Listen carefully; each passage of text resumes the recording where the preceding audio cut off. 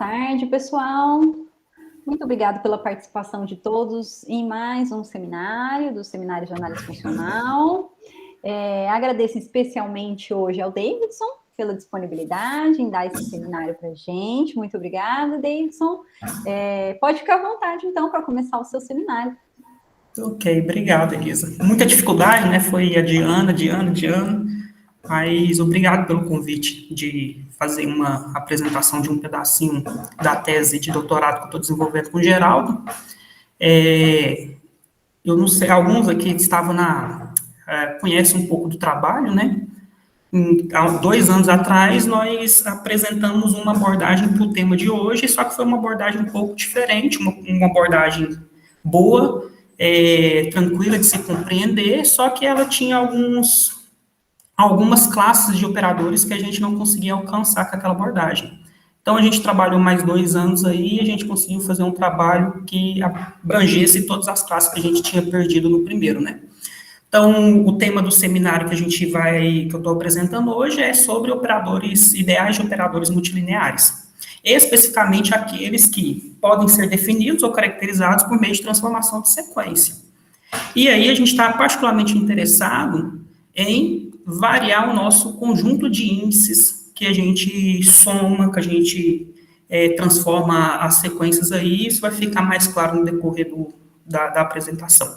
Prometo que vai ser uma apresentação rápida, 1h30 aí eu acho que dá.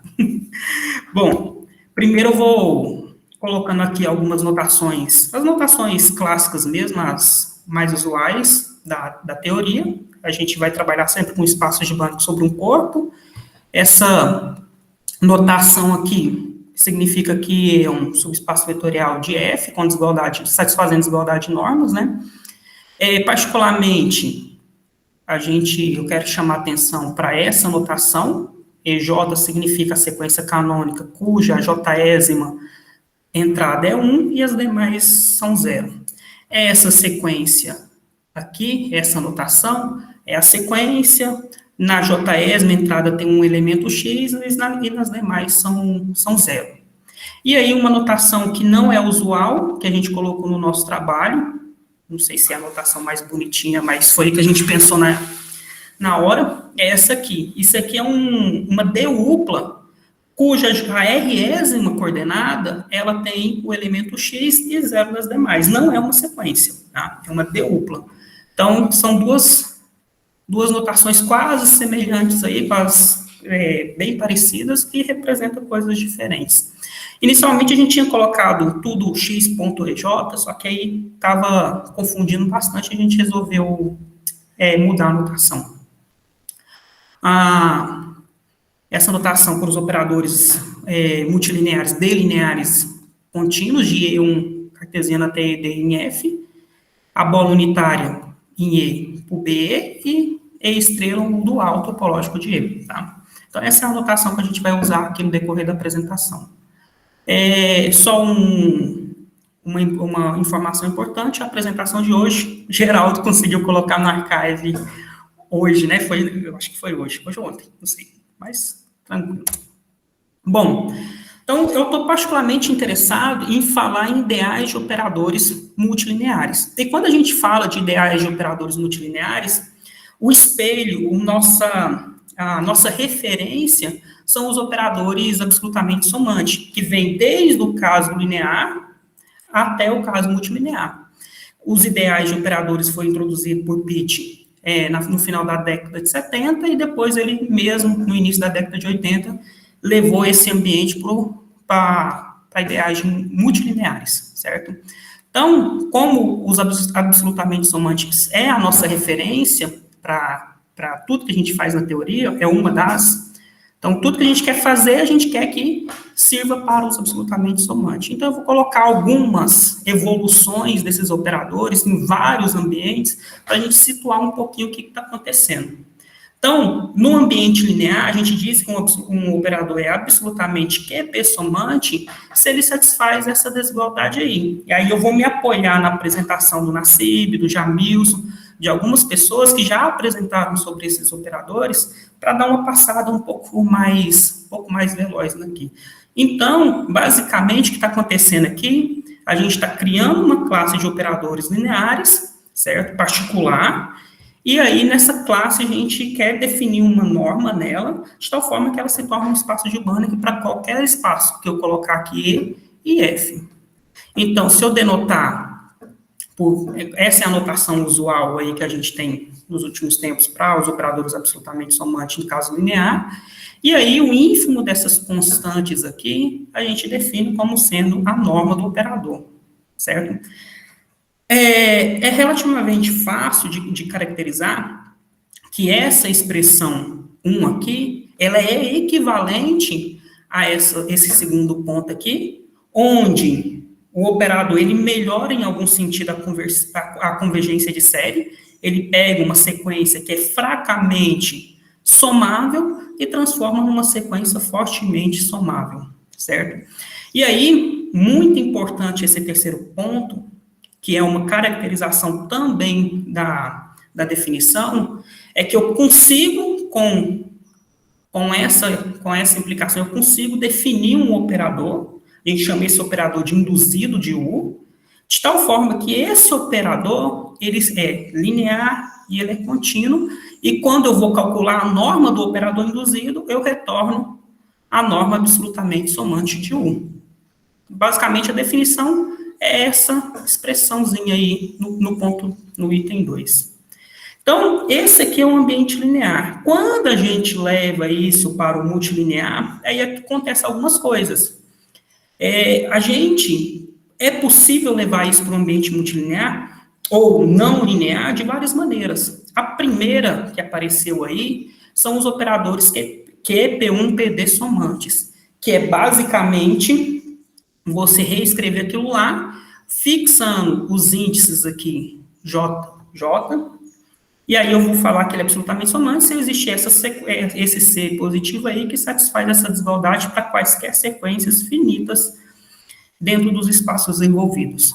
Bom, como no caso linear, isso é equivalente a eu melhorar de alguma maneira convergência de séries, ou, em outras palavras, se eu pego sequências fracamente somáveis nos seus respectivos espaços, na hora que eu olho a sequência transformada, que é essa aqui, ela se torna uma sequência fortemente q-somável.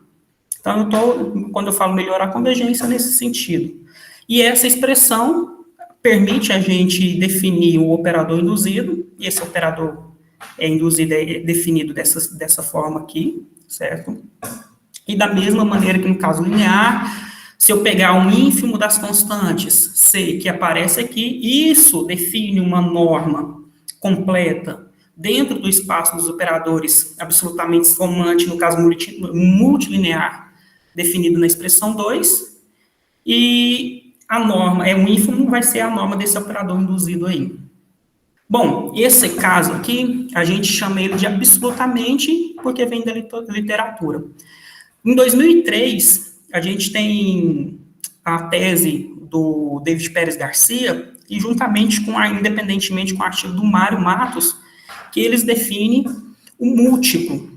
O múltiplo é basicamente ele enxergar uma outra forma de você somar os índices. Enquanto anteriormente a gente soma, e a gente fala que isso aqui a gente está somando dentro da diagonal de N e D, ou seja, a gente está pegando todos os índices dentro de N e D que são iguais, dentro da diagonal, aqui a gente nos permite somar todos os índices. Então, aqui eu deixo variar de forma independente o J1 até o JD, e aí eu falo que é absolutamente somante se existir uma constante múltiplo que P1, PD somante, se existir essa constante positiva aí, que faz satisfazer essa desigualdade para qualquer sequência de vetores finita.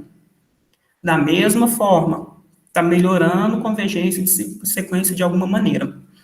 Então, a gente está pegando sequências que são fracamente somáveis e transformando em uma sequência fortemente somável. Aqui vale um pequeno adendo, que quando eu escrevo isso aqui não é muito bem uma sequência. Isso aqui é uma forma de você escrever como você está pegando as transformações por meio de AI. Como esse espaço aqui é um espaço, toda sequência que é convergente e incondicionalmente convergente, então você pode enxergar isso aqui, escolher uma ordem, certo? Para você fazer essa somatória aí, que no caso vai ser... E aí você pode pegar a ordem que você quiser, que ele sempre vai retornar o mesmo resultado. Isso não acontece em todo espaço de sequência. Bom, da mesma forma, a gente consegue introduzir um operador induzido por A, com essa transformação. A gente tem a norma desse operador induzido, e isso vai coincidir com o ínfimo das constantes C que aparece aqui. Ou seja, tudo leva a crer que isso vai continuando. Então, aqui os operadores que apareceram recentemente na tese do Gustavo Araújo, tá? Opa, esse aqui apareceu, mas o próximo ele é mais importante, no sentido que realmente foi o que focou lá. Então, aqui a gente fala que ele é uma generalização do múltiplo anteriormente, tomando Q1, Q2 até QD, de forma que a gente faz uma interação entre séries, dessa seguinte maneira aqui, ó. Enquanto no anterior a gente tem um espaço de chegada, e é por isso que a gente tem lá no titular o caso isotrópico e os casos anisotrópicos. Quando a gente tem um espaço de chegada aqui, a gente fala que a gente está no caso isotrópico. O bloco é uma coisa, o bloco é exatamente aonde eu estou somando aqui. O caso isotrópico e o caso anisotrópico, quando a gente fala no título dessa apresentação, eu estou querendo poder variar e colocar mais de um espaço sequência de maneira encaixada, de maneira iterada aqui. Então, o que vai acontecer? Quando eu vou calcular as minhas normas P-somante aqui, eu vou conseguir uma iteração de somas que vai ter exatamente essa cara aí. Então, e aí o caso anterior, ele se torna um caso particular dessa aqui. Só basta a gente pegar o Q1 igual até o QD igual a Q, que a gente cai no caso anterior, certo? Mas da mesma maneira, a gente está transformando de alguma maneira sequências. A gente está pegando sequências fracamente P-somáveis e transformando, só que agora o espaço de chegada é um encaixe de espaços LP, certo?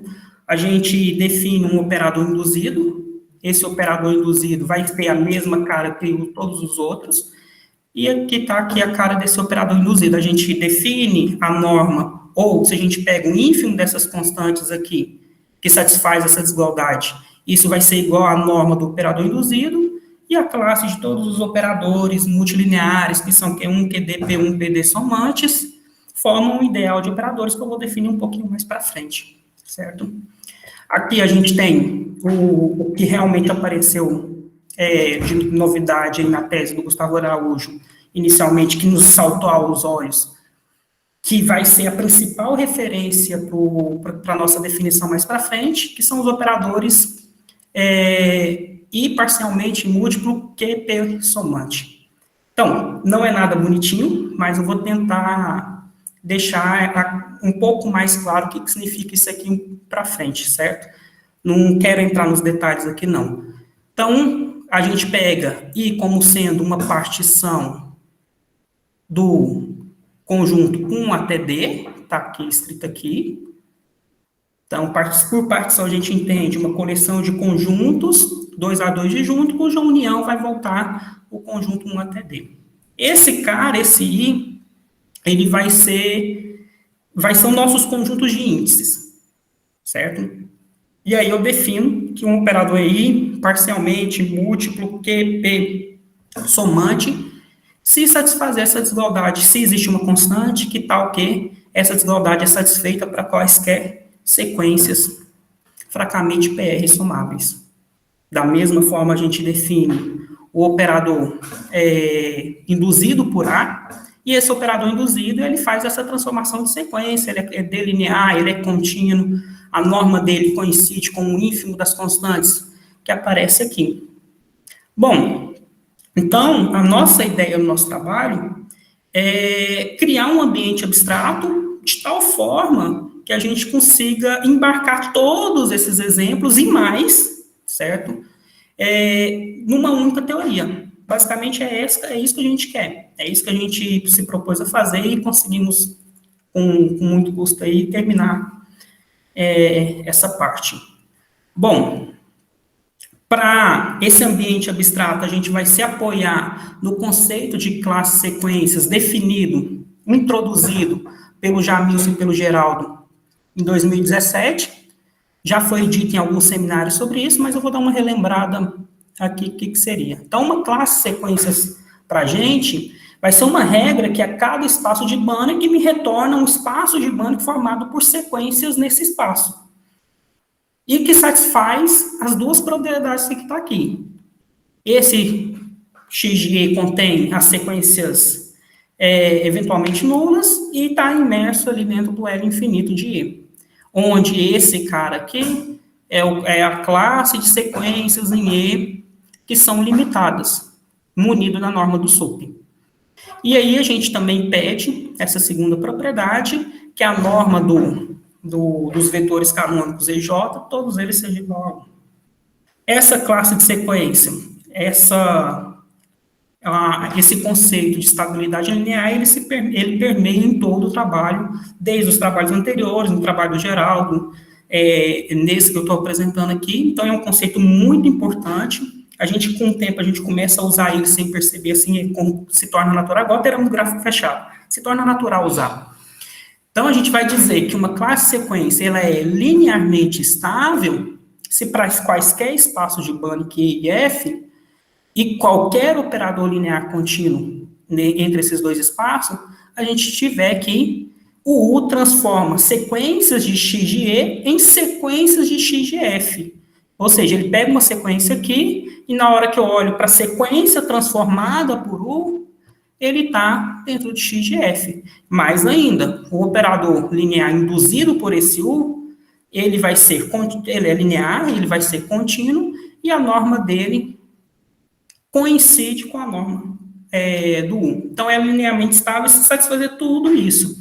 Esse conceito de estabilidade linear é para a gente ter um conceito que não, um pouco de continuidade, que não rasgue, que a gente não quebre a lei de formação da classe sequência em várias, define ela de várias formas, e isso aí dá alguma quebra na classe sequência, e a gente usa a estabilidade linear para isso não acontecer. Aqui tem algumas classes sequências conhecidas, L infinito, C0, LP, o LP fraco, o LP incondicional, o LP Cohen e o C0 fraco. Tem muito mais, o RAD e outras aí. Igual o Geraldo uma vez disse. Todo dia aparece uma classe sequência nova aí.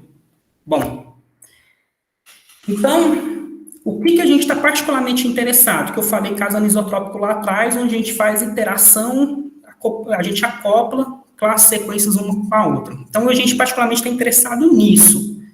Então, a gente pega aí K classes sequências, Y1 até YK. Então, a gente pega um espaço de Banach E, ele é um espaço de Banach, YK é uma classe sequência, então eu posso aplicar o YK. Então, eu vou chegar no YK de E. No YK, eu posso aplicar uma outra forma, uma outra classe sequência. Aqui eu coloquei YK menos 1, e aí eu vou retornar um outro espaço de Banach. E eu vou fazendo isso de forma iterada até chegar nesse espaço de Banach aqui, certo? E que é formado por sequências de sequências de sequências, aí vai. Eu quero que vocês percebam que esse espaço iterado, ele se torna cada vez mais complicado à medida que eu cresço o K. Quando eu estou lá com K sendo 1, eu tenho um espaço de sequência só, a gente já conhece bem, a gente consegue trabalhar bem, mas à medida que a gente vai aumentando esse índice de iteração, a coisa vai ficando cada vez mais complicada. Por exemplo, se a gente pegar aqui o LP do LQ de E, isso é formado, isso aqui é o espaço de todas as sequências, de sequências, de tal forma que vale essa desigualdade aqui, ou seja, somar a somatória, a gente tem que isso é finito. Então, quem que é esse espaço? É o espaço de todas as sequências que satisfaz essa condição aqui, certo? E a gente define a norma como sendo essa aqui. Então, se eu for aplicando, vai ficando cada vez mais complicado. Quando se trata de espaço LP, a gente conhece bem, vai tranquilo. Mas tem alguns espaços que a coisa vai ficando complicada. Imagina a gente pegar a fracamente pessomável, coloca um rádio aí e vai indo, coloca um C0, então a coisa vai se complicando cada vez mais. Mas é o que a gente está interessado, é o que resolve o problema, e a gente vai trabalhar com isso mesmo.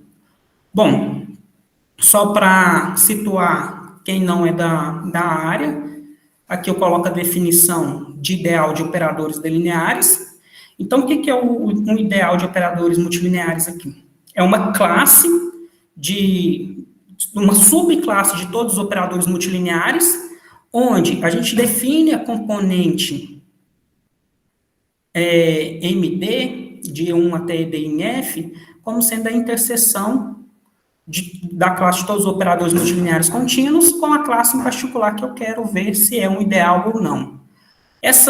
Para cada componente dessa, eu tenho que satisfazer algumas condições para ser considerado um ideal de operadores. Primeiro, esse cara aqui ele tem que ser um espaço vetorial, ou um subespaço vetorial dentro da classe dos operadores multilineares contínuos. E conter os operadores de tipo finito. Então, essa é a primeira condição. E a segunda, que a gente chama de propriedade de ideal, é que se eu pego um operador dentro da minha classe em particular, existe duas maneiras de fazer a composição. Composição com um operador linear contínuo ou composição de vários operadores lineares contínuos. Basicamente, eu tenho aqui E1, ED, certo? Aqui eu estou pegando espaço GR, cartesiano até G1, até GD. Então, aqui eu desço por U. Desço por UD.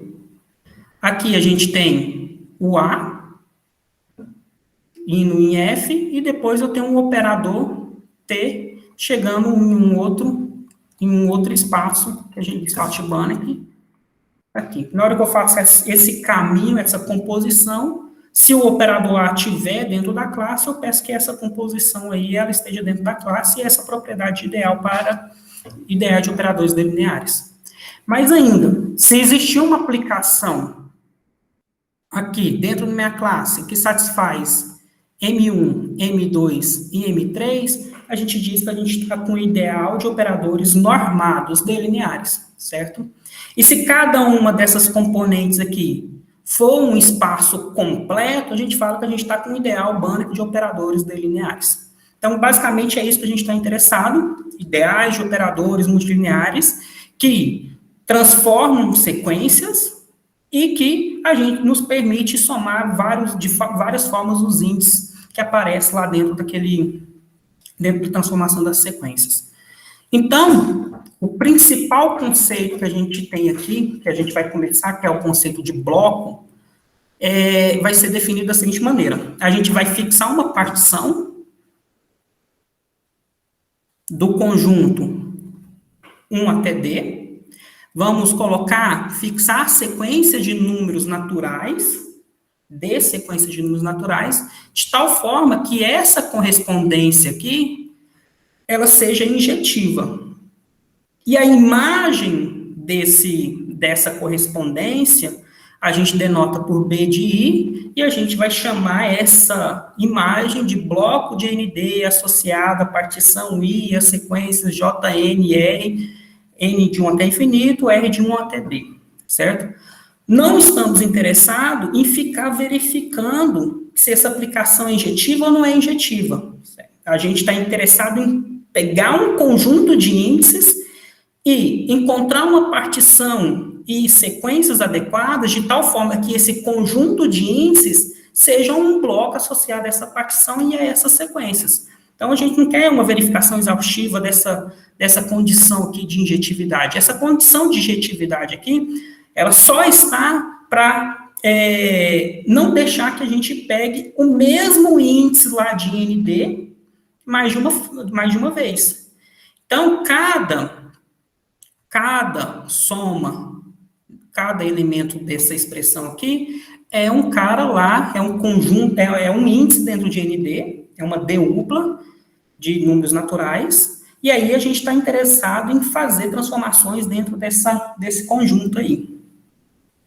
Eu sei que, olhando à primeira vista, parece um pouco complicado, por isso que eu trouxe alguns exemplos concretos, que vocês vão perceber que isso não tem muita coisa demais, não. É só uma questão de visualização mesmo. Então, se a gente considerar uma partição do conjunto 1, 2, 3, 4, 5, dessa seguinte maneira aqui, ó. Esse aqui seria meu I. Esse cara aqui é meu 1, I1, I2, I3. E aí, eu vou deixar essas sequências JN aí indeterminadas, vou olhar como que fica essa expressão, pegando para essa partição específica. Então, como que vai acontecer? Então, eu tenho que olhar, eu vou abrir essa expressão. Eu tenho que somar de 1 até 3, porque eu tenho uma partição com 3 elementos, onde cada R aqui, eu estou somando o R dentro de cada uma desses conjuntos da partição. O que eu quero dizer com isso?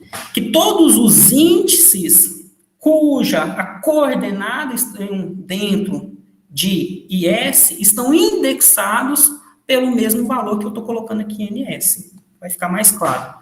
Então, abrindo essa expressão, eu tenho isso aí. Eu tirei o S de 1 até 3. Vindo aí, trocando cada I da partição, eu tenho isso aí. Então, abrindo essa primeira soma, aparece isso aí que está em azul. Abrindo a segunda soma, aparece isso aí que está em azul. A terceira soma também. Então, aqui é uma questão de ordenar. Aqui, eu estou falando que eu estou na segunda coordenada. Eu estou com um vetor, com um elemento com 5 coordenadas, onde a segunda coordenada eu tenho esse elemento, na quarta coordenada eu tenho esse elemento, na terceira coordenada eu tenho esse, e assim sucessivamente. Então, eu tenho isso aqui. Então, só coloquei aqui para conseguir visualizar. A primeira coordenada é o J1N3, a segunda coordenada é o J2N1, a terceira coordenada é o J3N2, a quarta coordenada e a quinta coordenada. Então, eu quero que vocês observem quem que era o primeiro conjunto da partição, é o 2 e 4. Então, eu vou lá na coordenada 2, vou lá na coordenada 4, e percebo que esses dois índices estão indexados, ambos, por N1. Eu vou lá na terceira coordenada, é o único que está indexado por N2. Se eu for lá no terceiro conjunto, eu tenho lá 1 e tenho 5. Então, quer dizer que a primeira coordenada está fixada por N3 e a quinta coordenada está fixado o índice com N3. Ou seja, são índices que estão indexados pelo mesmo valor. O conjunto, a imagem dessa aplicação é isso aqui, esses caras aí. E aí, para isso se tornar um bloco, basta que essa aplicação aqui seja injetiva e não deixa que a gente pegue o mesmo índice lá de N5 mais de uma vez, certo? Aqui, eu fixo uma partição, e aí, em vez de particularizar a partição, eu estou particularizando as sequências, e eu estou pegando a sequência de números naturais, 1, 2, 3, e assim por diante. Então, abrindo aquela conta novamente, eu tenho que todo mundo que pertence, todas as coordenadas que estão dentro do I1, estão indexadas por N1. Até o IK estão indexados, os índices são NK, certo? Essa aplicação ela é sempre injetiva, essa sequência de números naturais aqui é particularmente importante para a gente, porque ela que vai permitir a gente resgatar os principais casos particulares da nossa abordagem. Por exemplo, se a gente pegar a partição trivial, que é aquela que é não particionar, não fazer nada, a gente resgata a diagonal de ND, ou seja, todos os índices vão ser iguais. Se a gente pegar a partição discreta, ou seja, todo número aqui, ele vai ser, a gente vai formar um conjunto com ele, vamos discretizar o conjunto de 1 até D, a gente vai resgatar todo o espaço ND, certo? Então, é isso que vai acontecer. Mas só que aí, a gente fixa uma partição, sequência de tal maneira que aquela aplicação injetiva, e aí a gente olha para a imagem daquela aplicação e a gente chama isso de bloco. Mas só que se eu fixar a partição antes, eu tenho que nem todo subconjunto, pode acontecer que nem todo subconjunto de ND seja um bloco relacionado a essa partição. Aqui eu dei um exemplo, por exemplo, a própria diagonal de N3, se eu falar que se existem sequências para uma partição, por exemplo, essa aqui, eu pego uma partição onde vai dar errado, e eu vou, fazendo as contas, encontrar que isso, a imagem dessa aplicação não pode ser N3. Eu vou conseguir um elemento que não está dentro de N3, da diagonal de N3, desculpa.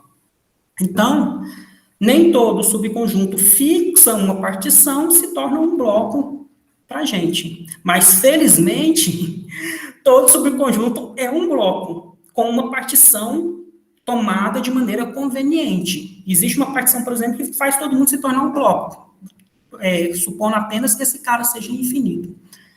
Como que eu faço isso? Se o subconjunto de ND ele é infinito, eu posso considerar uma bijeção de N nesse conjunto B. Então, quem que vai ser... Aqui eu estou considerando qual partição? A partição que eu estou querendo considerar é a partição trivial. Certo? Eu não faço nada, eu não particiono. Então, feito isso, por isso que aqui aparece apenas N, não coloquei N1, N está suficiente. Então, eu vou definir as minhas sequências JNR como sendo a R-esma coordenada da sigma de N, isso para todo N natural e para todo R de 1 até D. Faço as contas, e aí aquela aplicação que eu peço para ser injetiva se torna a própria bijeção que aparece aqui. Em particular, que eu coloquei aqui toda linha, toda coluna, se eu estou com um conjunto de índices dentro de ND, esse conjunto de índices aí, ele pode se tornar um bloco pegando a partição trivial, considerando uma bijeção desse bloco, uma enumeração desse bloco. Então, a gente está resguardado aqui. Bom, então aqui está a nossa definição dos nossos operadores aí que a gente definiu para tentar estudar, resgatar os casos particulares. Aqui vale uma ressalva que essa definição aí é inspirada nos trabalhos do Gustavo Araújo, do Nassib, do Daniel. Então, a gente recorreu aos trabalhos deles, a gente pegou lá, a gente viu, isso aqui encaixa para a gente. E definiu um operador chamado BI, X1, XD, Y1, YK somante, se essa sequência de sequências iteradamente K vezes estiver nesse espaço aqui. Isso para quaisquer sequências dentro de X1 de E, X2 de E, até XD de E. Ou seja, estamos transformando sequências. E aí, o bloco, ele está sendo assumido aqui dentro, ó, aqui, os índices aqui. Então, eu vou tentar deixar isso aqui mais claro. Funciona da mesma forma que o bloco. Essa somatória de R dentro de S funciona da mesma maneira do que eu apresentei anteriormente. Bom, aqui é importante a gente, como eu falei na introdução, a classe a gente define, vem o operador induzido, a gente calcula a norma e essa norma vai dar uma norma completa dentro da classe de operadores que a gente está estudando. Então, a primeira proposição natural a ser demonstrada é que essa definição ela é equivalente à existência de um operador induzido, delinear e contínuo. Então, eu tenho a existência desse operador. Como que eu vou definir a norma dentro da minha classe de operadores que são B1, BI, X1 até XD, Y1 até YK somante? Eu vou definir como sendo a norma do operador induzido. Então, agora a gente tem um espaço, uma classe de operadores. Nessa classe de operadores, a gente define uma expressão candidata a ser norma. E aí o nosso trabalho aqui é verificar que essa classe com essa candidata norma, ela se torna um ideal de operadores Banach, de operadores lineares Banach, certo? Ok. Então, a primeira coisa que a gente verifica é o espaço vetorial, mas só que antes de prosseguir, é importante a gente ter em mente pensar em condições para que essa classe não se trivialize, ou seja, que ela não apenas o operador nulo esteja ali. Então, a gente pensou nisso inicialmente, mas para fazer isso a gente precisa verificar a propriedade ideal inicialmente. Então, a gente verificou a propriedade ideal. Aqui eu coloquei a demonstração, mas eu não vou passar por ela, não, até mesmo porque eu prometi só 1h30, certo? Então, verifico a propriedade ideal, e aí eu vou olhar essa condição. A primeira condição que eu vejo aí é que se essa classe não for trivial, ou seja, existe um operador não nulo dentro dessa classe, então eu consigo essa condição aqui para quaisquer sequência de escalares dentro das classes sequências envolvidas, certo? Da mesma forma, vou pular a demonstração, eu acho que aqui a ideia é só dar o que a gente fez mesmo. Então, a gente pega essa condição, se a gente tem um operador não nulo, ela é satisfeita. Em outra direção, que se a gente tiver essa condição aqui, e eu ressalto que a gente está trabalhando com classes sequências linearmente estáveis, se satisfaz essa condição, então a nossa classe de operadores, ela contém os operadores de tipo finito. Então, em resumo, o que a gente tem? A gente tem que, se a classe é não nula, vale aquela condição lá para a transformação de sequências escalares. Se vale aquela transformação de sequências escalares, então a classe dos operadores de tipo finito está dentro da nossa classe que a gente criou, certo? Se está dentro da classe que a gente criou, obviamente ela é não nula, supondo que os espaços envolvidos não são nulos, certo? Então, a gente não tem nada mais natural do que pedir aquela condição para que esse espaço aqui não se trivialize. E como a gente ainda não tratou da desigualdade norma, a gente também pede a norma associada a essa condição. Logo, a gente fala que as classes sequências x1, xd, y1, yk é BI compatível, porque está envolvendo o bloco aí, o conjunto de índices, se as duas condições, aquela que eu coloquei e a desigualdade de normas, forem satisfeitas, certo? Esse produtório aí, ele vem justamente por causa da soma da definição lá atrás do operador BI, x1, xd, y1, yk somente, que é essa aqui, ó. TK vem dessa soma aqui. Certo? E na hora que eu aplico o operador multiplicação aqui, de lambda 1 até lambda d, nessa soma aí, eu vou chegar nesse produtório aqui, certo? Bom, então, se eu quero uma classe de operadores não trivial, eu tenho que pedir essa condição aí, de compatibilidade. Essa condição, ela é bem familiar na literatura.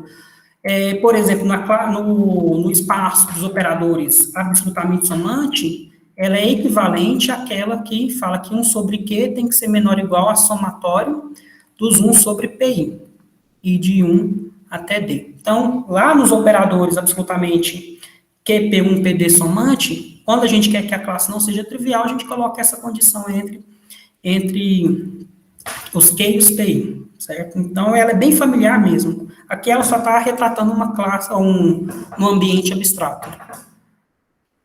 Então, a gente tem uma classe, se a gente colocar compatibilidade nessa classe, a gente tem uma classe não trivial, e aí a próxima tarefa é verificar que a gente já sabe que ela contém os operadores de tipo finito, se eu colocar a condição de compatibilidade, é um espaço vetorial. Já verifiquei a condição de ideal, a propriedade ideal. A próxima tarefa é verificar que a gente tem uma norma nesse espaço. A gente tem que verificar primeiro essa condição, essa desigualdade. Aqui, a desigualdade de operador é sempre menor ou igual a norma que a gente definiu. Isso é verdadeiro para qualquer ideal, então a gente nada mais natural verificar isso. Verificado isso, a gente verifica que, de fato, a gente tem uma norma, e tendo uma norma, a gente verifica que é um espaço completo, cada componente é um espaço completo munido dessa norma.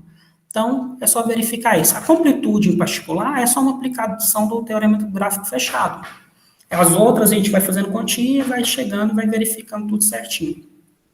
Bom, não vou fazer isso aqui não, porque são contas exaustivas. Eu acho que não vale a pena fazer essas contas aqui não. Vamos deixar elas escondidinhas.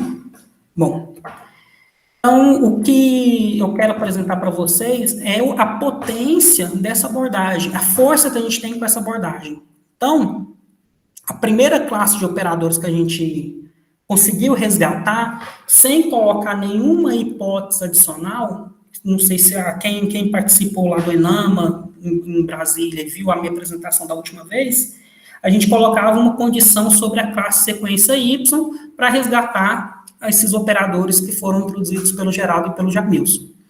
Essa condição era uma condição bastante forte. A gente, por exemplo, a gente não sabia se o LP fraco satisfazia essa condição, então a gente chamou lá atrás de a diagonalização. A gente fala que Y é Z diagonalizável para alguma classe sequência Z. Não vou entrar no mérito, mas aqui a gente não precisa mais dessa hipótese. Então, eu só relembro aqui. Então, a primeira abordagem que eu conheço em relação a esse ambiente abstrato para estudar esses tipos de operadores foi introduzido pelo Jamilson e pelo Geraldo.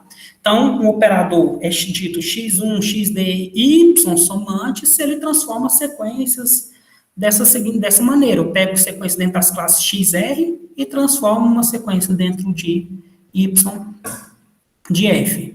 Da mesma forma, tem uma definição natural para o operador induzido. Esse operador induzido, ele é delinear contínuo, está bem definido. E aí, como que eu resgato essa classe?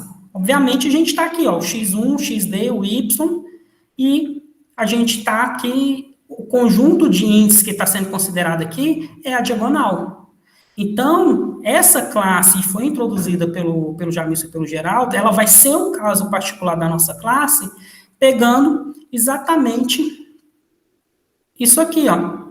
A gente está aqui, o bloco é a diagonal, nosso BI lá, e quem é as sequências que estão sendo envolvidas? A partição é a trivial, e a sequência JRN é aquela sequência N que eu falei lá atrás.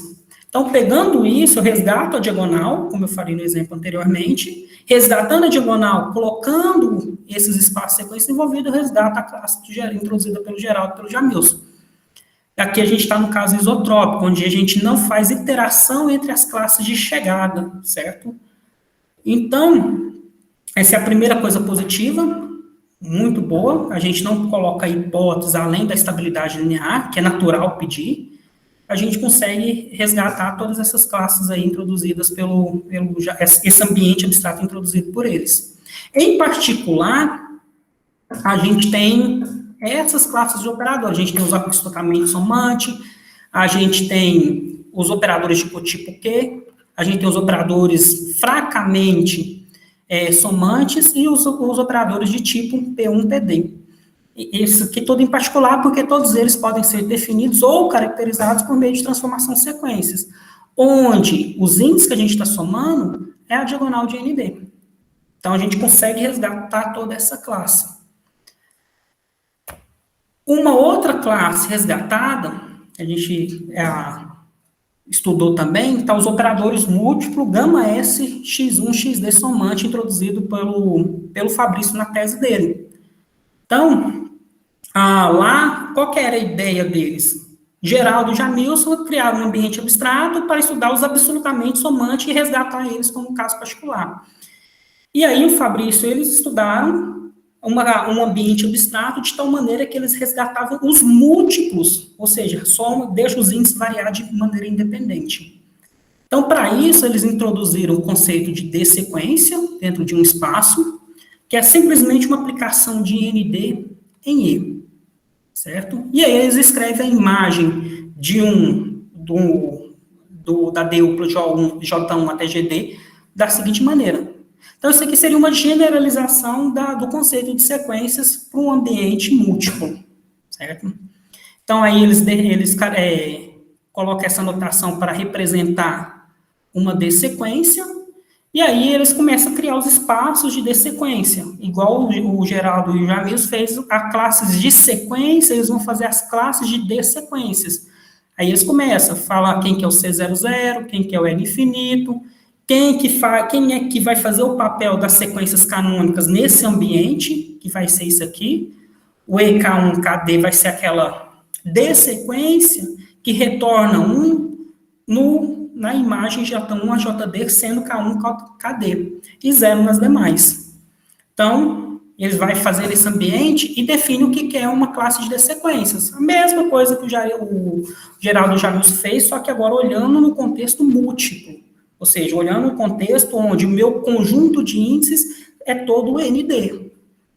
Então, eles falam que uma classe de sequência é uma regra que associa cada espaço de Banach a um outro espaço de Banach que satisfaz essas 3 condições aqui. Ela é um subespaço vetorial com as operações coordenada, C00 está lá dentro, e ele está imerso dentro do L infinito, certo? E cada norma dessas dessequências canônicas, eles pedem que seja 1. E aí eles definem um operador é múltiplo γ1, γs, x1, xd, se ele pegar sequências dentro de x1 de E1 até xd de ED, e isso transformar numa dessequência dentro da classe γs. Note que aqui os índices estão de maneira independente, não está igual anteriormente, que é a diagonal.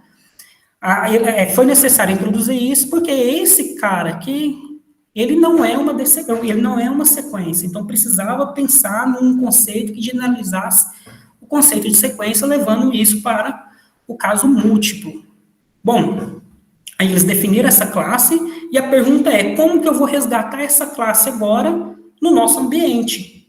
Para resgatar essa classe no nosso ambiente, a gente precisa definir uma classe de sequência de chegada, porque a gente trabalha com classe de sequência. Classe sequência na saída e classe sequência na chegada. Então, a gente precisa criar essa classe sequência. Para criar essa classe sequência, eu preciso fazer uma sequência e encaixar lá dentro do ND. Como que eu faço isso? Eu fixo uma bijeção. Igual lá atrás, eu fixei uma bijeção entre N e o nosso bloco. Então, fixa essa bijeção, a gente define a nossa sequência YΓS dessa forma aqui. E a gente define uma norma dessa maneira. E aí a gente tem que verificar que esse cara é uma classe sequência de fato, verificamos que esse cara é completo com essa norma, que isso é uma norma, né? E isso tudo foi verificado. Uma vez verificado, a gente consegue resgatar. Mas antes de falar disso, lembra da condição de compatibilidade? Da mesma maneira que a gente coloca uma condição de compatibilidade, eles também, é natural em todas as classes de operadores que a gente vai estudar, a gente tem condições para que ela não se trivialize. Eles colocaram também.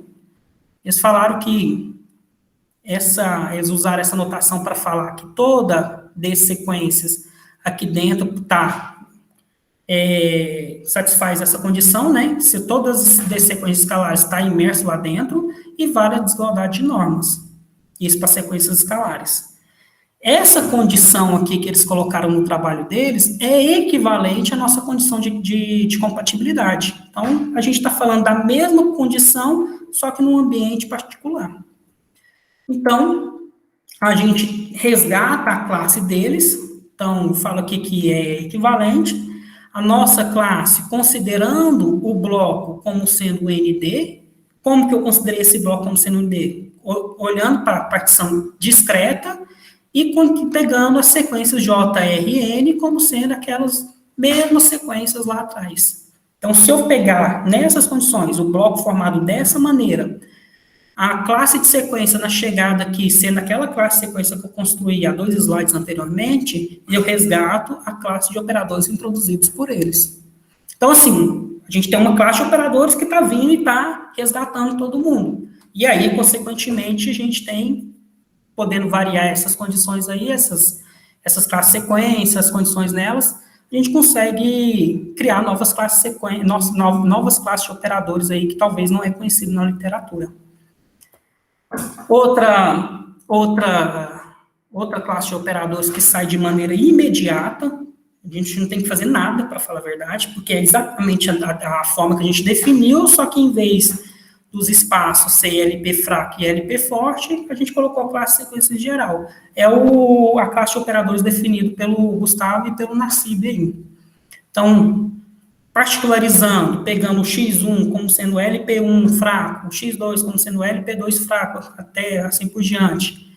Na chegada, pegando LQ1 iterado com LQ2 iterado e fazendo isso até LQK de F, a gente resgata essa classe de operadores também. Essa classe de operadores, eles definem a norma como sendo a norma do operador induzido, e aí dá tudo certo. Como caso particular dessa abordagem, a gente tem os operadores múltiplo Q1, QD somante, P1, PD somante, e a gente tem um múltiplo Q, P1, PD somante. Então, assim, olhando para a classe introduzida ali dos parcialmente múltiplo somante, pegando a iteração cheia, o K sendo igual a D, ou seja, a gente está nessa condição aqui, a gente tem um múltiplo, e se eu pego todos os Q sendo iguais, eu entro dentro do QP1 PD somante. Outra classe que também foi resgatada, e essa aqui ela é bastante interessante, porque essa classe ela foi introduzida pelo Bayard, pelo Daniel e pela Pilar, e de forma independente pelo Popa, depois que a gente publicou o nosso primeiro trabalho. Então, entre a elaboração do primeiro trabalho e esse segundo trabalho aqui, nasceu uma nova classe de operadores aí, que então ninguém nunca tinha falado dela. E aí a gente foi, será que essa segunda abordagem pega? A resposta é sim. Então, a gente pega lambda como sendo um conjunto de índices dentro de ND, eles definem o operador C lambda, QP somante, da seguinte forma, as classes sequências envolvidas é o LP fraco e o LQ forte, em F. E se eu pegar, de novo, a partição discreta, a partição trivial, a sequência, então a partição aqui que eu estou pegando é a trivial, a sequência JRN, como sendo a sequência 1, 2, 3 de números naturais. Eu resgato a classe de operadores introduzida por eles. Então, essa foi a última classe que a gente trabalhou e foi verificar se ela resgatava ou não. Se vocês olharem todas as classes anteriores, por enquanto a gente não conhece alguma que não está aqui. Se tiver, a gente ainda está para descobrir. E aí a gente foi para as aplicações. Vamos ver como que é as aplicações como que a gente procura aplicações dessa nova classe de operadores nesse ambiente abstrato. Então, uma das aplicações que a gente conseguiu fazer é para coerência de operadores. Coerência tem a ver com a gente mudar o grau de multilinearidade dos operadores. Para subir o grau, a gente multiplica por um funcional, e para descer o grau do operador, a gente fixa uma coordenada dele e a gente desce um grau. Então, a gente está lá no grau D, a gente desce para D-1. Então, a gente usa essa notação aqui para falar que a R-ésima coordenada ela não está envolvida, ou seja, eu vou de 1 até R-1, depois eu vou de R mais 1 até D. Aqui é o operador onde eu fixo a coordenada, a R-ésima coordenada. A gente sabe que esse cara é D-1 linear, contínuo, e vale essa desigualdade aqui. Certo? Então, particularmente, a gente buscou aplicação nesse sentido. Será que a gente consegue provar casos de coerência para a nossa classe de operadores? E aí a resposta foi sim. Só que aqui a gente foi particularizando um pouquinho. A primeira direção que a gente foi foi verificar é no caso isotrópico. E aqui tem um pequeno detalhe. Quando a gente está lá com um bloco dentro de ND e a gente fixa uma coordenada do operador, a gente tem que verificar que esse bloco agora que vai descer para ND-1, ele vai continuar sendo um bloco. Então, não é uma coisa tão imediata, tão simples. Então, a gente precisa verificar isso. Então, no caso isotrópico, lembre que o caso isotrópico a gente não faz iteração de classe sequência, a gente tem uma classe sequência só. Uma classe sequência só, o bloco, a gente fixa uma objeção de N e ND, uma enumeração, e aí a gente vai verificar que na hora que a gente desce, a gente tem um bloco dentro de ND. Quando a gente fixa uma enumeração, a gente está colocando uma ordem na qual os índices vão ser tomados, que é a direção, a ordem que a gente vai pegar esses índices. Feito isso, nessa ordem, a gente vai descer e ver se essa ordem continua, tudo belezinha, se continua satisfazendo a injetividade lá, se a imagem continua dando certinho, e a resposta é positiva. Para a próxima proposição, eu preciso da condição de zero invariante, uma classe de sequência zero invariante, se ela ignora zeros. Ou seja, toda sequência ali que eu pegar dentro da minha classe sequência, na hora que eu olho para a sequência criada, arrancando os zeros dela, mas mantendo a ordem, a gente continua com essa sequência dentro da classe, vale a volta também, e as normas coincidem. Então, uma sequência é zero variante, se ela satisfazer essa condição. Colocando o zero, tirando o zero, mantendo a ordem, nada muda. LP, LP fraco, todas essas classes sequências mais conhecidas, elas são zero invariante. Bom, então a proposição que a gente, o resultado de coerência que a gente conseguiu é que no caso isotrópico, se a gente pega a classe sequência de chegada, que é a Y, sendo zero invariante, fixando uma coordenada qualquer, a gente tem que o operador A, no grau mais alto, estando na classe, na hora que eu fixo essa coordenada, o operador vai continuar na classe e a gente consegue a desigualdade de normas que eu falei lá na introdução dessa parte de aplicação. Bom, essa demonstração, para não falar que eu não fiz nada, eu acho que vamos fazer ela aqui para não falar que só falou e não fez demonstração nenhuma. Então, claro que a gente pode supor que esse elemento que a gente está fixando, ele é diferente de zero, porque se for zero, tudo isso aqui é trivialmente satisfeito.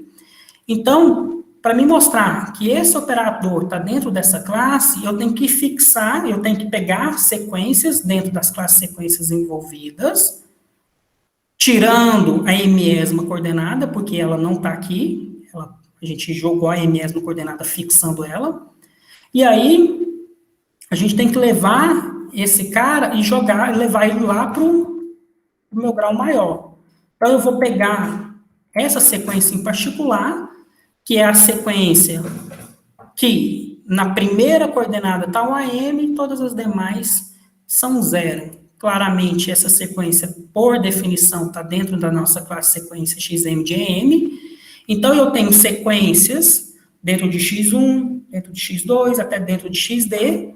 E como o meu operador aqui, ele é X1, XD, Y, somante, onde o meu bloco é o ND, eu posso aplicar a transformação de sequências desse operador, e isso vai cair dentro da nossa classe sequências. Reescrevendo isso aqui, eu estou com esse operador, com essa sequência aqui.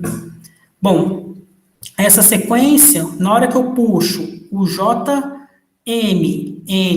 fixo, o XJMM fixo, ele vai vir para cá e ele some aqui da mesma coordenada. Eu estou fixando a mesma coordenada dessa sequência em cada uma dos operadores.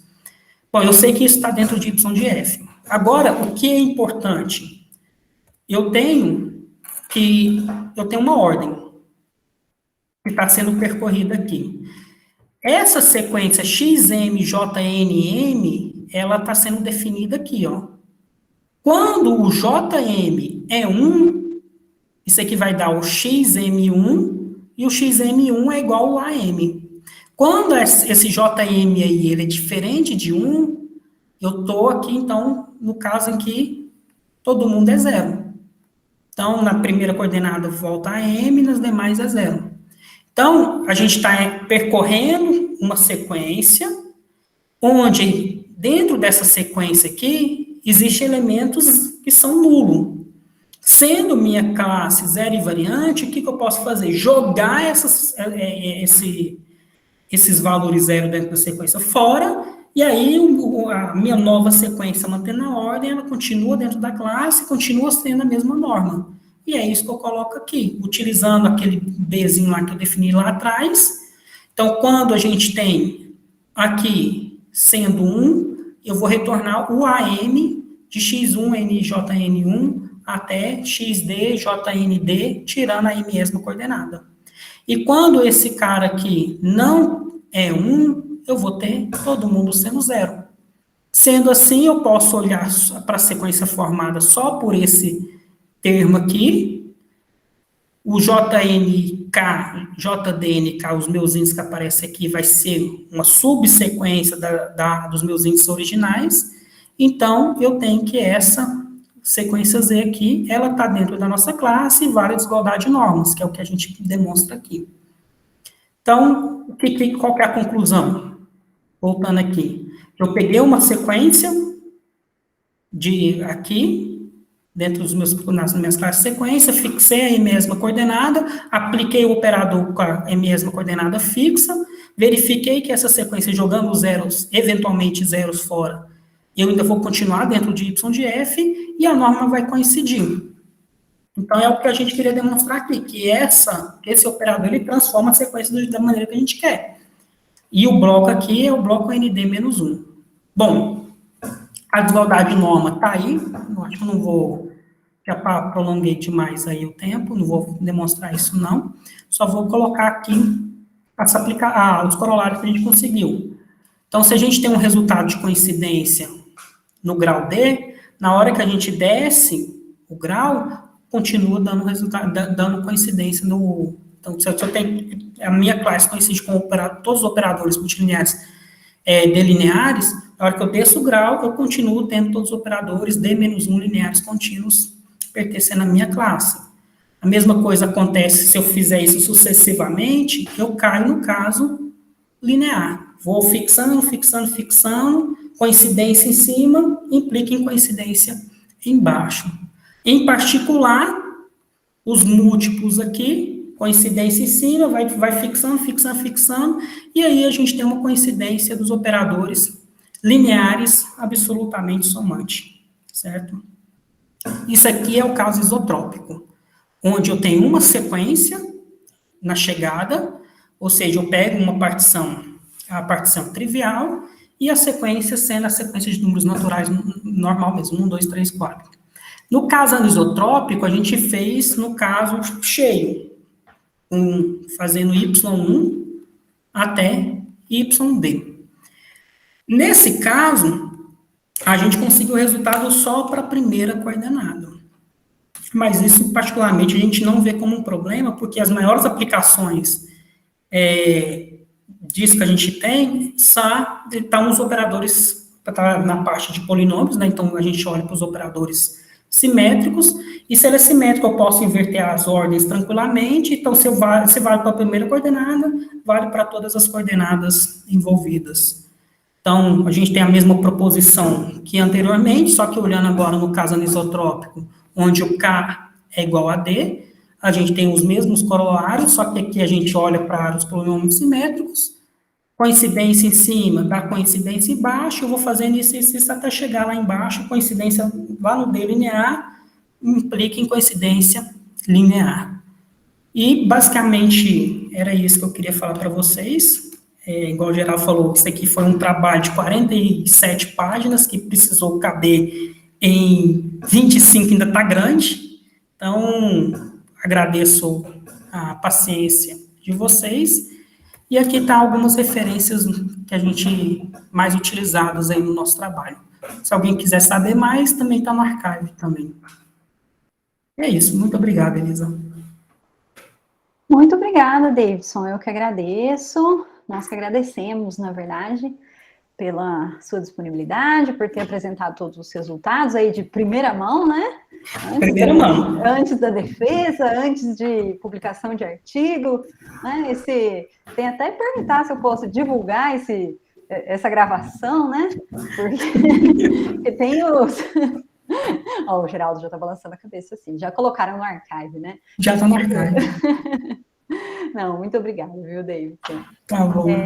Vamos abrir, então, para perguntas agora, pessoal? Alguém gostaria de fazer alguma pergunta, algum comentário? Foi muito rápido, né? Bem, não sei quem levantou a mão primeiro, se foi Geraldo ou Jamilson. Eu ouvi as duas mãos. Eu não vou fazer uma pergunta, não. Jamilson, espera um minutinho. Só para comentar que a hora que o Davidson colocou o primeiro é o slide 7, que foi o primeiro que apareceu a soma anisotrópica, aquelas somas iteradas desse tamanho. Zé Lucas abaixou a cabeça e fez assim, como quem diz. Onde isso aí vai dar? Eu estava tentando acompanhar e imaginar, Geraldo. Aí depois eu vi que não dava para acompanhar, mas eu estava tentando imaginar quando ele falou. Não, mas aquilo lá é muito... A primeira vista é muito complicado. E a segunda vista é o também. Seguinte, a primeira vista é muito complicado. Na segunda também, na terceira também, na quarta também. Pode passar para os outros aí. Bem, pelo que eu vi da ordem, Jamilson, daí depois eu passo para o Fabrício e para o Nassib. Pode ir na fila aí de quem levantou a mãozinha, me deixa por último. Pode ir aí, pessoal. Tem uma filinha aí. Tem. Então tá bom. Então vamos para o Fabrício. Fabrício. Travou. Fabrício. Acho que agora... Oi, gente. Mais uma vez, boa tarde. Estão me ouvindo? Estão me ouvindo bem? Agora sim. Ótimo. Parabéns, Davis, pela apresentação. Muito clara, muito didática, tá? Eu adorei, gostei muito. Parabéns e fiquei bem surpreso porque, assim, esses trabalhos do Geraldo, do Jamilson, e o que eu tentei fazer depois, sempre já generalizam classes, e você vai lá e generaliza o que foi criado para generalizar a classe. Generalizou o que estava generalizando. Generalizou a generalização. Muito interessante. Mas eu queria perguntar o seguinte, quando você falou da coerência, primeiro você falou das sequências zero invariantes, né?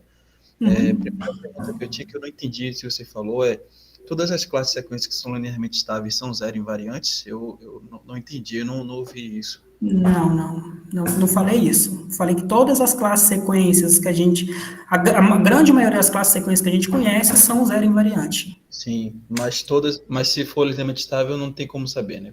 Não, a gente não vou falar nem que sim, nem que não, porque não é algo que a gente ainda foi verificado.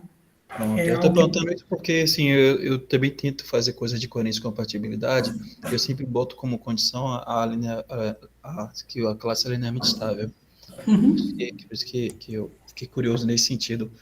Vocês tentaram fazer a subida da coerência? Não. Ainda não, né? Assim, parou aqui porque tem que entregar a tese. Não, mas eu te entendo. Não, porque eu ia sugerir, não sei, que eu tenho também um trabalho com o Everton, que a gente troca essa subida por uma forma. Inclusive, o Geraldo viu esse trabalho de perto, o desenvolvimento desse trabalho. Eu ia sugerir se você tivesse conseguido fazer com funcionais, para ver como funcionaria para essas formas. Mas, mais uma vez, parabéns, tá, pela apresentação. É importante falar aqui que o objeto central que a gente fez foi a criação das classes mesmo. E a gente tem aplicação, e a gente mostrou, ó, tem aplicação. Agora é correr atrás delas. Mas se demorasse mais um pouquinho para entregar essa tese, eu acho que ela ia virar centenária. Então, assim, a gente resolveu parar aí, entregar, e depois para frente é possível pensar nisso. Parabéns, belo trabalho. Fabrício, deixa eu só interromper um segundinho, Elisa. A coerência para cima é mais difícil. Tá? É verdade. A coerência para cima não vai dar certo sem hipóteses. Tá? Já te adianto isso. Tá? Foi por isso que a gente não foi na coerência para cima. Eu perguntei por causa disso mesmo, porque quando eu estava trabalhando nas classes de sequência, eu também sentia a mesma dificuldade. Para subir não era trivial. Para descer não foi. Se você reparar, para descer ali, a gente tem que verificar se descer, a gente está envolvido com bloco em cima. Descer, a gente tem que fazer, a gente continua com o bloco e não foi uma tarefa fácil demonstrar que se a gente descer, a gente continua com o bloco, não. Então, descer já não é simples. Subir vai ser mais complicado ainda. Vai precisar de condições de regularidade. Eu mesmo, quando eu estava no trabalho, eu tive que botar aquelas condições de múltiplo somante exatamente por conta disso. E eu acho que o que ele estava fazendo descendo aí, né, Davidson? Se eu não me engano, você estava usando um bloco bem particular, aquele bloco grandão, né? Não era Você vê, bloco... repare, a gente usou o ND. Não era nem um bloco aleatório, não. Não. Eu fiz para um bloco aleatório. Só que aí eu falei, não, vamos esconder isso aqui, porque o trem é feio. Porque o problema é que se você tem um bloco aleatório no ND, em relação a qual bloco você vai falar embaixo? Exatamente. Então não tem muito sentido, assim, geral, né? Tá? Porque em cima você tem, no ND você tem um bloco, a hora que você descer, em relação a qual bloco você está falando. Ou seja, depende do bloco de cima. Porque você pode, dado um bloco lá do ND, você pode baixar para o ND-1 em vários blocos, em relação a qual que vai ser. Então não tem assim um bloco canônico associado a um bloco do ND. Né? Então por isso que aí a gente foi para o ND todo, que aí é óbvio que embaixo vai ser o ND-1 todo. Né? Mas tem esse problema aí também. Pode ir para frente. Nassib, você gostaria de fazer sua pergunta? Oi, Davidson. Oi, pessoal, boa tarde. Parabéns, Davidson, pela sua apresentação. Bem didática, como sempre, por mais complicada que sejam essas notações, mas vocês, como esperado nos seus trabalhos, foram bastante didáticos. Deixa eu só perguntar aqui, não vou entrar em muitos detalhes, mas algumas coisas eu fiquei em dúvida aqui, eu quero que se você puder me esclarecer, vai me ajudar até com a sua tese lá, né? Que tá na banca.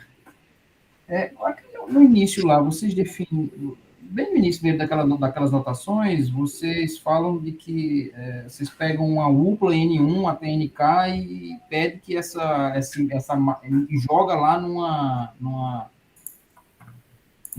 outra UPLA de índice JN1, tarará, JNK elevado a K, né? Aí pede que seja injetivo. Eu me perdi um pouco nisso. Por que pede... O que é que essa injetividade ela dá de especial? O que é que essa injetividade ela tá causando? O que é que ela está fornecendo de ganho nessa injetividade? Essa injetividade, Nassib, basicamente é só para não deixar a gente voltar no mesmo índice. A gente pegou o índice lá de uma DUPLA lá, de índices, e aí a gente não quer repetir ele, só isso. Essa injetividade é só para isso. Só para isso, né? Porque aí o que acontece? Se a gente estiver trabalhando no espaço LP, por exemplo, se a gente permitir que é possível pegar o mesmo índice, isso vai se tornar bastante complicado, porque imagina, aí a gente não vai ter convergência. Pegando o mesmo valor e repetindo ele. Então, aí a gente restringiu a pegar uma vez só. Essa injetividade é para isso. Certo. Tanto que no trabalho, você vai reparar que no trabalho ela aparece aí e pronto. A ideia, Nassib, é que você pega o bloco passando por cada posição do bloco só uma vez.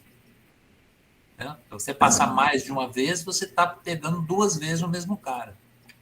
Então, a injetividade é só para garantir isso, que você passa pelo bloco todo e uma vez por cada posição do bloco.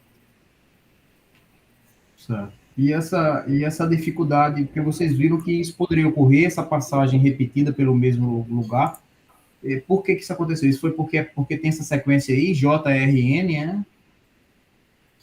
Isso, porque essas sequências elas são arbitrárias aí a princípio, satisfazendo só essa condição de atividade. Se não tiver, Deixa eu ver aqui. Tem um exemplo na tese onde a gente coloca que tem esse problema da injetividade e repetir o índice. Então, para evitar isso, dependendo da JN, a gente já fala, vamos restringir logo, cortar logo da raiz ali e pedir injetividade. Só que não tem a perca, porque os casos que a gente tem, vai dar que é aquela sequência N1, 2, 3, 4 lá. Certo. Beleza. Vou refletir um pouco mais sobre isso, mas vou seguir essa ideia que vocês estão dando aí, de não passar pelo mesmo caminho. O que eu ia perguntar aqui?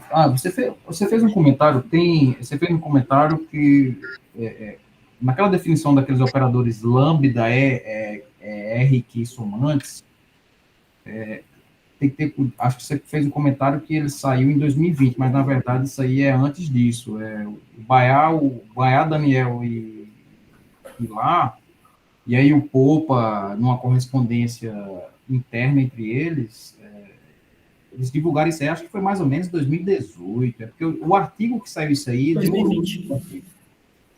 Eu acho que foi em maio de 2020, o artigo. A versão final, mas eles divulgaram isso aí bem, essa anotação. Também antes, sim. Bem antes ainda, isso foi lá para 2018. Isso aí dá até confusão, o Popa... Bem, coisas internas, comentários internos. O Popa falou com eles internamente, que ele tinha essa anotação, mas não apareceu em canto nenhum. Não aparece em canto nenhum essa anotação do Popa. Isso é aproximadamente de 2018. E o que eu ia falar, naquela parte lá de coerência, bem, eu não sei dizer, mas me parece, tem um trabalho, você está restringindo, você está descendo aí, como o Joelho falou, para baixo todo santo ajuda, né? Porque para subir é mais difícil, nessa coisa do grau de linearidade.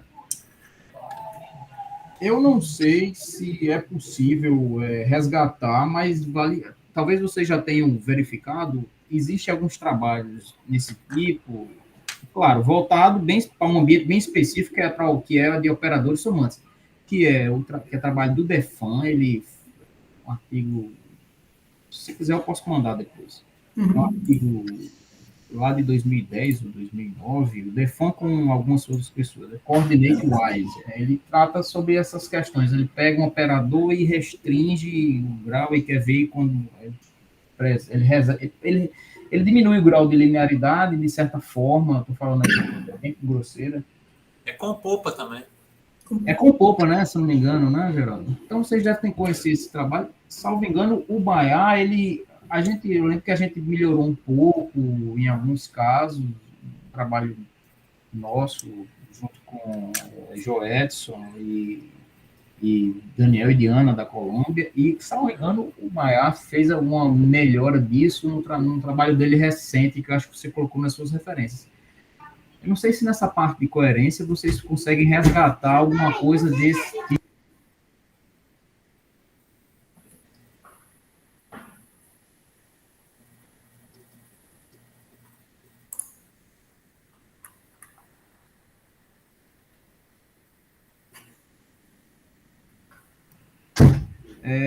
Coisa de home office, né? A criança acho que minha filhinha queria perguntar alguma coisa aqui, mas eu vou repassar a pergunta dela aqui para vocês. Então, talvez esteja relacionado. Eu não sei se... Acho que vocês já verificaram. Há uma dica aqui que vale a pena, se vocês não olharam lá, provavelmente acho que olharam, mas talvez verificar lá se tem alguma relação nessa parte de coerência, nesses resultados que vocês estão obtendo aí. Se quiser, eu posso passar os arquivos e dizer alguma coisa com mais detalhes disso. Ok. No mais, parabéns. Parece bem legal tudo isso que vocês fizeram. Vou ler com bastante atenção sua tese, certamente vou aprender bastante coisa legal. Obrigado. Jamilson agora? Ou o Geraldo quer fazer a consideração primeiro? Não, só rapidinho, é que foi bom o Daci ter falado isso, que essa parte final ela tem assim um objetivo de que a construção é muito complicada, né? Fica uma classe, no caso geral, a classe parece que é muito maluca, muito abstrata, e coisas muito abstratas normalmente não têm boas propriedades. Então, essa parte final é para mostrar que, por mais complicado que seja a construção geral, mesmo o caso geral da construção tem boas propriedades. Por exemplo, essa de coerência para baixo, né? Então, a ideia desse final é assim, claro que a gente não pode escrever isso numa tese nem num paper, mas é o seguinte, o bicho é feio, mas algumas coisas ele tem. Algumas coisas boas ele tem. Além de recuperar todas as classes que foram já estudados, né, até agora, ele próprio, mesmo olhando para a construção geral, tem boas propriedades ali, né? Então, essa é a ideia geral da parte final. Para o Jamilson. Jamilson, pode ficar à vontade. Tá, beleza. Como eu fiquei no final, é bom, porque o povo já vai respondendo suas perguntas, né? Eu tinha uma, já foi respondida no meio, aí durante. Mas é o seguinte, só nasci doido querendo se aproveitar, ver se pegava aí uma pontinha para ajudar ele na defesa. Não deu, não, né, Nasci? Tá bom. A minha pergunta é aquela básica, porque você atiçou a minha curiosidade, aí agora eu quero saber uma coisa, se é que você é capaz de dizer. Por que, quando você falou lá naquela primeira classe que você recuperou, que foi a do meu trabalho com o Geraldo, você disse que lá no Enama você tinha colocado uma hipótese, aí depois você foi e retirou. O que foi que houve? Qual foi o pulo do gato aí que fez você remover a hipótese? O pulo do gato é porque antes o que a gente fez lá do Enama? A gente fez a iteração, só que a gente não parou no K ali no intermediário, a gente fez toda, Y1 até YD. E aí a gente fixou isso sem possibilidade de descer o número de iteração que a gente tinha dentro da classe sequência. E qual foi a hipótese? Se a gente tem uma classe sequência, a gente conseguiria descer de uma forma lá, que aí a gente ia esquecendo as iterações e voltar e cair numa classe sequência só. Basicamente, a condição era de diagonalização. Se eu pego uma sequência X, E, J, dentro de X, de Z, de E, a gente tem que a sequência, esquecendo os EJ, continua dentro de X de E. Então, basicamente, é a condição de descida mesmo. Entendi. Que o pulo do gato foi perder essa hipótese, que lá a gente precisava dessa hipótese. Entendi. Na verdade, o fato daquela construção anterior, aquela que ele apresentou lá, não recuperar todos os casos lá no nosso paper original, e também as classes estudadas pelo Joilson e pelo Fabrício, na tese do Fabrício, é que motivaram a fazer essa segunda construção. Aquela primeira construção, ela era boa porque ela pegava muita coisa, mas ainda tinha muita coisa por fora. Basicamente, o caso geral da nossa construção, minha e sua, e o caso geral da construção do Fabrício com o Joilson. Essas duas estavam fora. Estavam fora. Aí, então, que veio a segunda construção. Então, na verdade, são construções com filosofias diferentes. Certo? Então, claro que o que não deu certo na outra, a gente tentou evitar. E aí acabou caindo nessa aí. Sei, essa última é fruto de uma maturação melhor da coisa, né? É maturação e também experiência do que não deu certo. Não deu certo. Né? Só para você ter ideia, a gente não sabia se essa condição que a gente colocou lá no primeiro, o LP fraco, a gente não sabe se ele satisfaz. Uhum. Ou seja, uma classe sequência muito importante, a gente não sabe se está pegando ela. Consequentemente, os fracamente somantes, a gente não tinha essa classe pega na primeira construção. Sim. Então, ainda, na verdade, é uma convergência de três coisas. Primeiro, o nosso trabalho original, que a primeira construção do Davidson pegava alguns casos, mas não pegava todos. Aí o trabalho do Joilson com o Fabrício, que o nosso também era uma generalização, mas não pegava todos os deles, só alguns. E o que resolveu essas duas coisas foi a maneira com que o Gustavo e o Nassib estavam fazendo aquelas somas lá daqueles blocos. Tá certo? Então, na verdade, foi uma generalização daquela construção do Gustavo e do Nassib que deu essa construção geral, que resolveu o problema da construção anterior, que não pegava nem os nossos casos, meu e seu, geral, e nem o caso do Fabrício com o juízo geral. E aí, aquela construção é que se mostrou a mais adequada para ser generalizada, e aí pegou todos os casos ao mesmo tempo. Só que o preço é a anotação e a complicação por trás. O preço é a complicação, a tecnicalidade, né? Que fica muito pesado. Fica muito... Mas quando eu vi essa primeira vez essa definição que estava lá no trabalho do Gustavo, eu fiquei bem impressionado, assim, do Nassib, Gustavo. Fiquei bem impressionado, porque realmente era um negócio bem bacana mesmo. Era isso. No mais, muito bom, e a gente vai se vendo aí mais para frente, né? Ok. Obrigada. Mais perguntas, pessoal? Mais considerações? Não? Bem, se não houver mais nenhuma pergunta, mais nenhuma consideração, eu gostaria de agradecer mais uma vez ao Davidson pela disponibilidade para dar esse seminário para a gente, parabenizar, né, pela apresentação, foi ótimo, como o pessoal falou, muito didático, muito interessante, um tanto complicado também, né, minha gente? Mas muito obrigada, Davidson, muito bom. Muito obrigada e agradecer a todos também, pessoal, pela presença, mais uma vez em mais um seminário. Só para lembrar, daqui a 2 semanas vai estar ocorrendo o ENAMA, então daqui 2 semanas não tem seminário, tá certo? E a gente tem seminário, então, daqui a 4 semanas e vai ser o seminário do Vinícius, tá certo? Então, até lá.